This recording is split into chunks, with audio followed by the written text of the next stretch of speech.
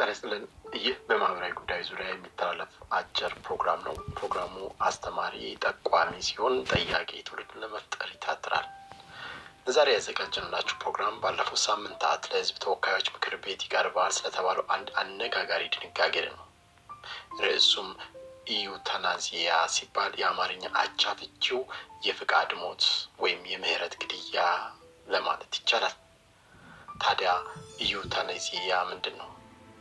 የፍቃድ ሞት የምህረት ግድያ ወይም በእንግሊዘኛ አቻ ፍቺው መርሲ ኪሊንግ ብሎ ጽንሰ ሐሳብ በእኛ ማህበረሰብ ባህላዊ ሃይማኖታዊ አውድ እንዴት ይታያል? መርሲ ኪሊንግ የምህረት ግድያ አንጻራዊ ፈዋሽ ወይስ ገላጋይ? ከኤቲክስ ወይም ሞራል አንጻርስ እንዴት ይፈተሻል? አካላዊ ህመምና የህክምና ጥረቶች ፈውስ አልባ የህክምና ጥረቶች መቼ እንዴት እና በምን ሁኔታ ወይም በማን ውሳኔ እልባት ያገኛሉ?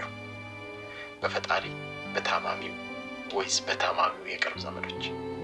በዘመናዊ የህክምና ሳይንስ ሰዎች ታመው ለረጅም ጊዜ ህክምና ሲረዱ ከቆዩ በኋላ ፈውስ ማግኘት በማይችሉባቸው የህመም አይነቶች ወይም ደረጃዎች አሉ ተብሎ ይታሰባሉ። እነዚህ ህመምተኞች እና የቅርብ ቤተሰቦቻቸው በከንቱ ይደክማሉ እንጂ ታማሚዎች ወደ ነበሩበት ቤተሰባዊና ማህበራዊ ህይወት ዳግም አይመለሱም ተብሎ ይታሰባል። ምንም እንኳን ይህን እሳቤ ብዙዎች ባይገዙትም። ስለዚህማ ዘላለማዊ እረፍት እንዲያደርጉ እንርዳቸው። ምክንያቱም ስቃዩ በአልጋ ላይ ያሉ ታማሚዎች ብቻ ሳይሆን የቤተ ዘመዶችም ነው፣ እረፍቱም የጋራ ነው ብሎ ያስረዳሉ።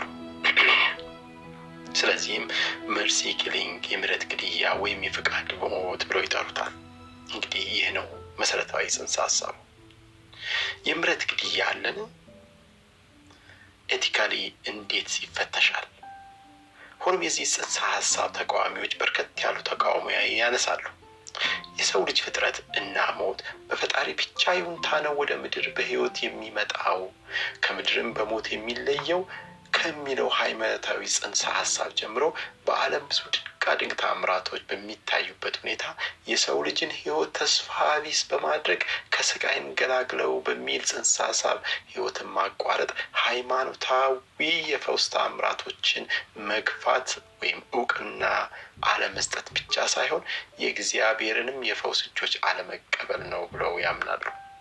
የሰው ልጅ አይደለም ከታመመበት አልጋ ላይ በሞት ከተቀበረበት መቃብር በእምነት ይነሳል ከሚለው የክርስትና እምነት ጀምሮ ሁሉም እምነቶች ለመኖርም ለመሞትም የፈጣሪ ይሁንታ ነውና የሰውን ህይወት በየትኛው መልክ ማቋረጥ ተገቢ ያልሆነ ብቻ ሳይሆን ኃጢአትም ነው ብለው ያስተምራሉ።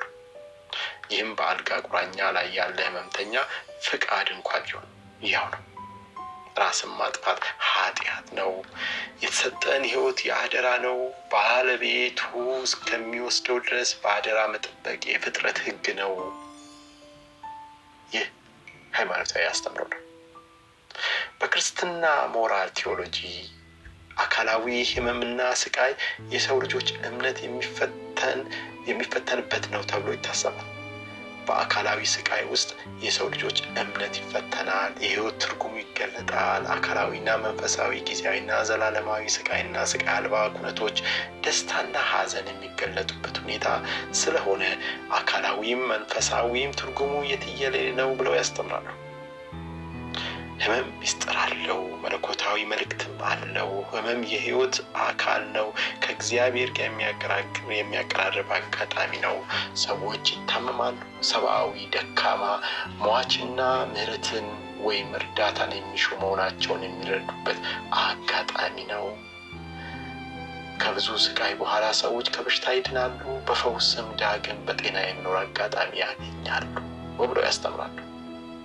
ስለዚህ የሰው ልጅ ህይወት በሚስጥር የተሞላ ነው።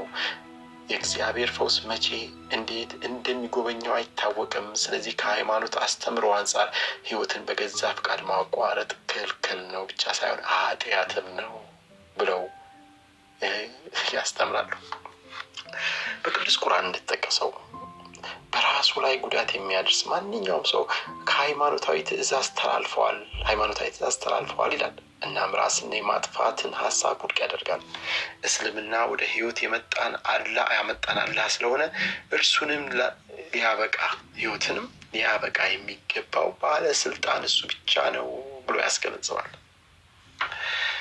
በእስልምና መርሆች መሰረት ዩቲኒሲያ ማንኛውም ሁኔታው ስህተት ነው። ክርስትናም መርሲ ኪሊንግ የሚለውን ሐሳብ ውድቅ ያደርጋል።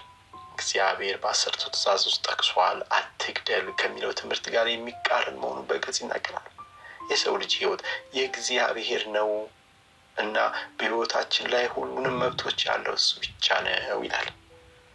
የአይሁዶች ባህል የሰውን ህይወት መጠበቅ እንደ አንድ የበላይ የሞራል እሴቶች ይቆጥራል እና ህይወት የሚያሳጥር ማንኛውንም ነገር ማድረግን ይከለክላል።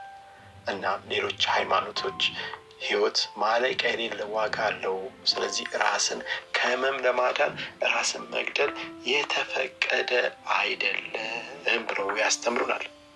ሆኖም ሌሎች ይጠይቃሉ፣ ይህ አካላዊ ስቃይ ህመም አስተማሪነቱ እስከ መቼ ነው?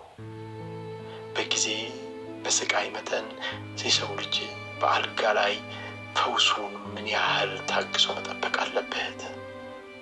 መቼስ ነው በቃኝ ሊል የሚችለው? ስቃዩስ መቼ ሊያበቃ ይገባል የሚለውንና ሳይንስ በዚህ ዙሪያ ምን ይላል? የተለያዩ ቲዎሪዎችን ሳይንሳዊ ቲዎሪዎችን ይዘን በሚቀጥለው ደግሞ እንቀርባለን። ይህንን ለማሳወቅ በምናደርገው ጥረት ውስጥ ሰብስክራይብ፣ ሼር በማድረግ እንድታግዙን እንጠይቃለን። መልካም ጊዜ። ለዛሬ በዚህ እናበቃለን። እናመሰግናለን።